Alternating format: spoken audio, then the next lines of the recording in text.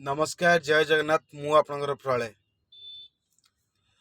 आज आपण मान किसी कहवाक जाऊँगी जोटा कि बर्तमान आपण मैंने न्यूज रे देखुवे जो रेट रे बर्तमान आमर टाटा पावर जुलम चली बर्तमान आमर ओडिशा रे जो टाटा पावर आम 20 वर्ष टेंडर नहीं 20 वर्ष से नहीं सीना किंतु तार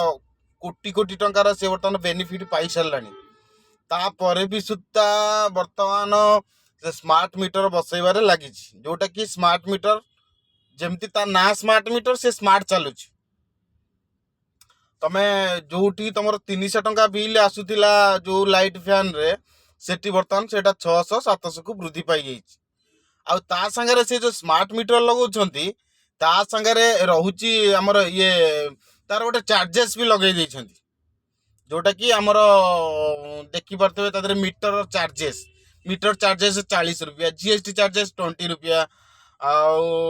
आते भी ईडी चार्ज गोटे रोचे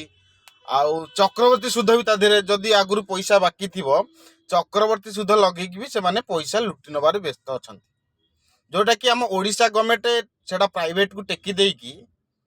ओडिशा गवर्नमेंट से फायदा पाँच आईतर ओडिशा गवर्नमेंट तो संपुक्त अच्छी ना तो ओडिशा गवर्नमेंट कौन पाई गवर्नमेंट से प्राइवेट को टेकीदेला माने ता मन मानी से कला तेणुक आम ओडिशा सरकार एपाई दायी रही संपूर्ण भाव में ओडिशावासी माने देखुवे कि ओडिशार आमर जो सरकार ए माने ही सब दायी रही तेणुक इलेक्ट्रिक बहुत समस्या बर्तमान ओडिशा रे देखा दी जोटा कार बिल अधिका आसूची क्या लुट कर बिल कहीं तादे सिक्यूरीटी चार्जेस पकड़ापी बर्तमान चले सिक्यूरीटी चार्जेस नौ बाद जो मानकर बाकी अच्छी स्मार्ट मीटर लगी पैसा देना से सिस्टम रे बंद कर दौरान डिस्कनेक्शन कर दौरान लाइन